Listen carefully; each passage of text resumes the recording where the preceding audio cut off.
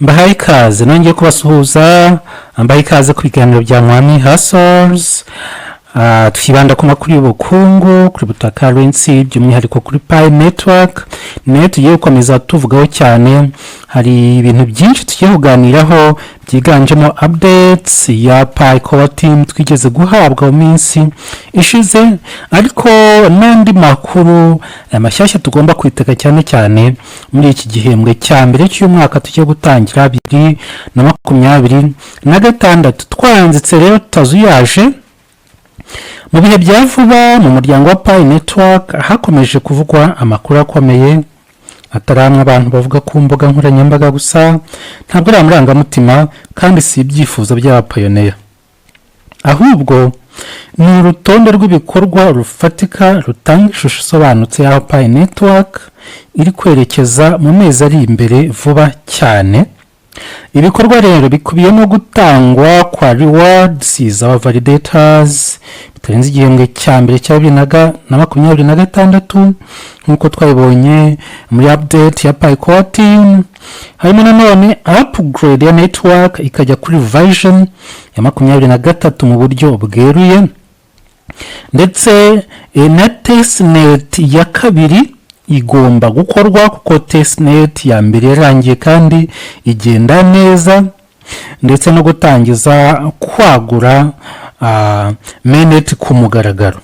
Ibi byose rero bifitanye isano ikomeye kandi ntibishobora gufatwa nk'ibintu bisanzwe cyane muri uyu mushinga uri mugenda wiyubaka nanone ariko ugeze ku cyiciro cyiza cyane. Ikijyanye na Pi ecosystem cyo twese rwose turibonera ko Pi ecosystem igeze ahantu heza, kuko niba kugeza ubu dufite Pi zigera dApps zigera muri 260 zose zamaze kwinjira kuri Mainnet. Ni ikintu cyiza rero cyongera kwereka abapioneers n'isi muri rusange ko umushinga wa Pi network ari umushinga ukomeye cyane isi yose igomba kwitega vuba aha ngaha. Icya mbere tugomba gusobanukirwa ni akamaro nanone k'aba validators muri Pi network. Aba validator si abantu basanzwe bakanda mining nk'uko buri mupioneer mininga rimwe ku munsi, ahubwo abantu ni inkingi y'umutekano, ni inkingi y'ukwizerwa, ni inkingi y'imikorere ya network. Aba nibo bagize uruhare mu kwemeza transaction, mu kubungabunga integrity, ubusugire bwa blockchain ya Pi network, no gutuma Pi ikora mu mucyo no mu bwizerwe. Iyo network rero itangiye kugira ku rwego rwo gukura, gutanga rewards y'abantu bakoze akazi muri iyo network. Mu by'ukuri bari ibintu bishimishije kuko izi rewards si impano, ahubwo ni igice cy'ingenzi cy'ubukungu bwa blockchain. Tuzi akazi aba validators bakoze akazi katoroshye, kuko iyo umuntu yamaraga gukora KYC akenshi indangamuntu iz'abantu turabizi, nk'umuntu afashe indangamuntu muri 2010 akaba yakiri umwana afite imyaka 16 n'78, ubu akaba ari mu myaka 30. Birumvikana iyo sura yari afite ari mu myaka 16 n'isura afite ubu biratandukanye. Niyo mpamvu akenshi usanga ifoto y'ubu niyo ku ndangamuntu bidasa neza.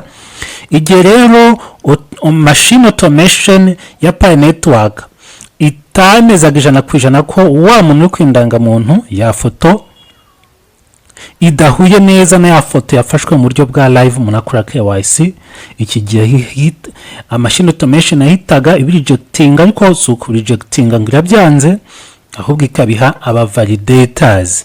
Umuvalidator umwe, babiri, batatu bakemeza cyangwa bane niba umuntu koko wamaze gukora ya liveness, niba liveness ihuye n'ifoto iri ku byangombwa, noneho bakabona babiha system, babiri, batatu, bane cyangwa bakwemeza ko ari byo, noneho umuntu akabona gupasinga KYC. Ni ibintu byiza rero, ni akazi gakomeye validators bakoze kandi bagomba guhemberwa bitarenze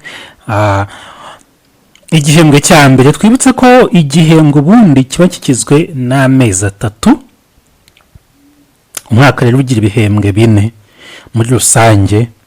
Noneho bishatse kuvuga ko mu mezi 3 n'ubundi ni ukwezi kwa mbere, ukwa kabiri ndetse n'ukwa gatatu kugomba kurangiza rewards zamaze gutangwa. Abenshi bakavuga ko kuri 14 z'ukwa gatatu kuri Payday 2026 rwose izi rewards zaba zaramaze gutangwa bagendeye mu mujyi umwe wa Pi Network. Kuba rero Pi Network yavuze ko rewards aba validators zizatangwa bitarenze muri quarter 1 2026, bivuze ikintu gikomeye, bivuze ko system imeze neza kandi ko ishobora kwishyura imirimo ikorerwa muri network mu buryo bufatika. Blockchain rero idatanga ubundi rewards, intigire incentive structure irambye cyangwa uburyo bw'imikorere utari bwa core team gusa buningaginga aba users b'iyo system, iyo system burya ngo ntiramba. Bityo rero iki cyemezo cya Pi Core Team cyerekana ko Pi iri kwitegura ubukungu bukora abatanga umusanzu bahembwa mu buryo bunoze kandi bugenzuwe bwitaweho neza. Ni ikibazo abantu bari bakomeje kwibaza bakeka ko yenda Pi Core Team hari uburyo ibikereza, ariko nanone Pi Core Team ikora ikintu kubera ko ibona ko igihe cyo kugikora kigeze, kandi kuba bigiye gukorwa bifite ikindi gikomeye bisobanura cyane cyane ku myiteguro ya Open Mainnet muri rusange dutegereje twese nk'umuryango mugari wa Pi Network. Ariko nanone izi rewards ntizishobora gutangwa mu buryo butunguranye. Niyo mpamvu Pi Network yashyizeho intambwe ikurikirana neza, aho mbere hagomba kubanza upgrade ya network ikagera mu buryo bwuzuye kuri protocol version 23. Iyi protocol version 23 rero update isanzwe yo guhindura interface cyangwa kongera feature mu buryo yenda butoya oya.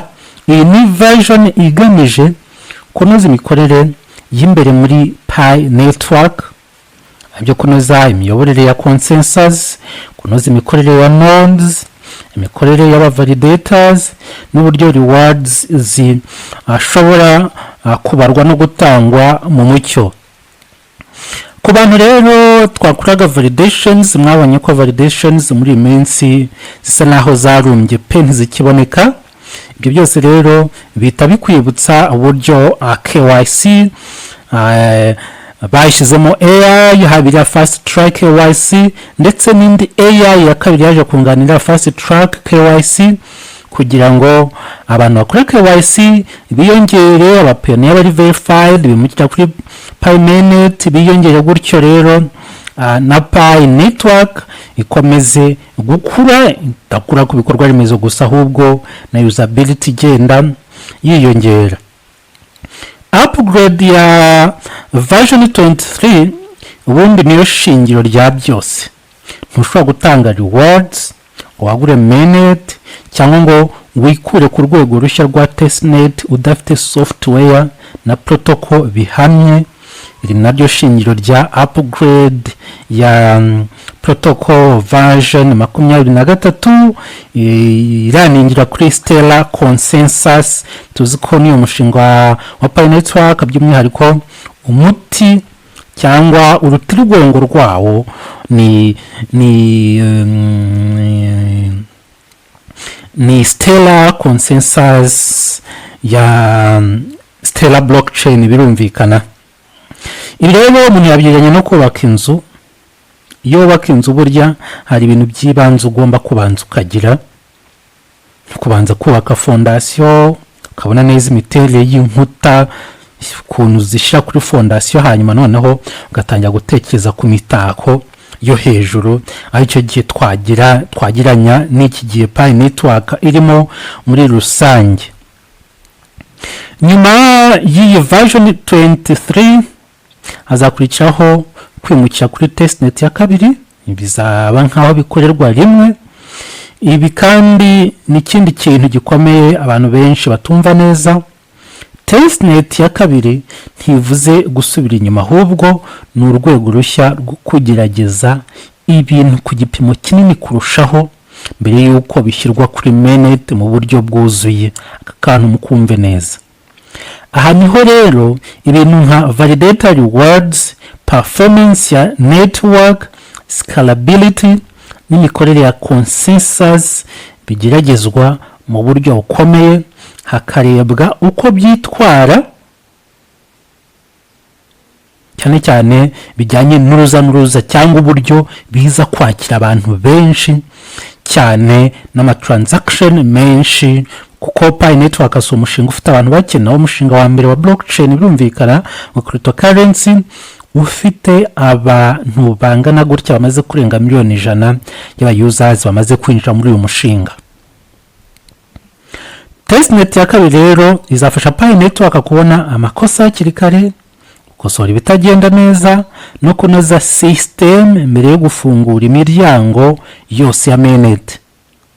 Ibi nibyo rero bitandukanya Pi n'imishinga myinshi ya crypto yihutira kujya ku isoko itabitegura neza, igahura n'ibibazo bikomeye by'umutekano, bya congestion, ugasanga network ntikomeye cyangwa guhungabana ku isoko rikajigajiga kubera ko projet itigeze yubakirwa ibikorwa bikomeye byo kwishyigikira.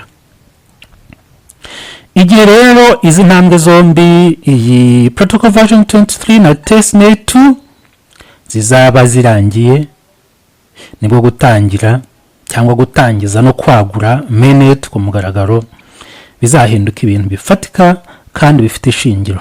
Ibi bisobanura ko Mainnet itari igikorwa cyakorwa umunsi umwe, ahubwo ni process, ni gake ni process yo kwagura, kongera bitabira, kongera service no gufungura ecosystem buhoro buhoro.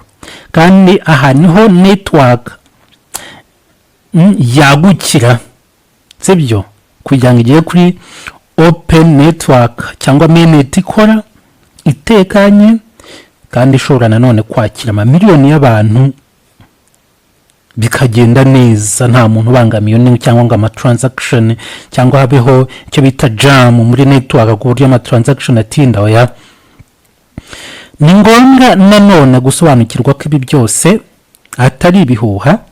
Ibi ntabwo ari amagambo y'abantu, ntabwo ari iby'abantu twaturaguye ku mbuga nkoranyambaga. Oya, ibi nta nubwo ari na GCV, si n'igipimo cy'abantu ku giti cyabo, ahubwo uru ni urutonde rw'ibintu bigomba gukorwa, ibikorwa byumvikanyweho kandi byateguwe mu buryo bw'ikoranabuhanga. Iyo blockchain rero igeze ku rwego rwo gutangaza igihe ntarengwa cyo gutanga ama rewards, gusobanura ama versions ya protocol y'iyo network no gutegura Mainnet expansion, Mainnet kuyagura, bisobanura ko iri mu cyiciro cyo kurangizwa kubaka, mbese igeze ahantu heza ho kuba yamurikirwa isoko mu buryo budasubirwaho. Iyi rero ikaba ari inkuru nziza ku bapioneers muri rusange, kuko kumva ko ubwubatsi bwose bwa tekinike busa naho burimo kurangira, biba bisobanuye ko noneho igisigaye ari uko ya project ikizakurikiraho ari uko iba launched ku masoko ndetse na ecosystem yayo igatangira igakora neza cyane.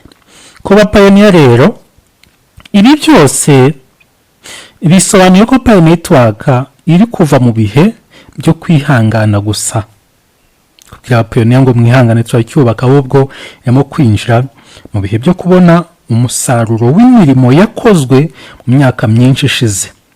Bisobanuye ko abakoze validation, abubatse nodes n'abafashe Pi nk'umushinga w'igihe kirekire ntabwo batakaje igihe.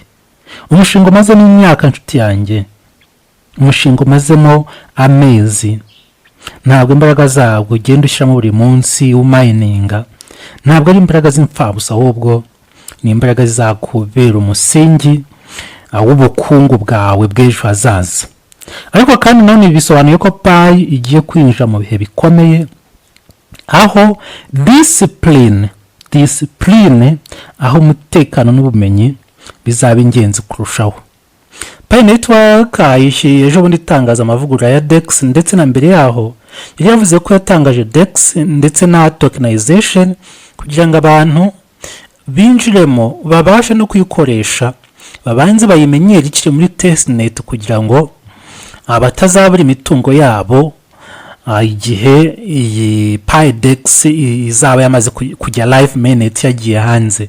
Tugomba kujya dusura Pi ecosystem tukiga no gukoresha rama app, kuko nabonye amwe namwe uyifungura bakakwereka tutorial y'ibyo ugomba gukora kugira ngo uzayinjiremo mu by'ukuri Mainnet itarajya hanze, kugira ngo hazirindwe ko umuntu yatakaza amafaranga.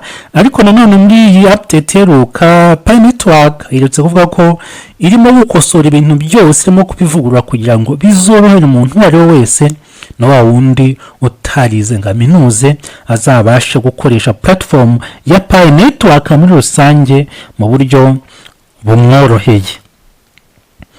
Iyo dushize hamwe rero ibi byose, yaba Validator rewards zizatangwa bitarenze Quarter 1 2026, upgrade version 23, Testnet 2 na Mainnet expansion, tubona ishusho isobanutse ko Pi Network iri mu rugendo rwa nyuma rwo kwinjira mu bukungu nyabwo bwa blockchain.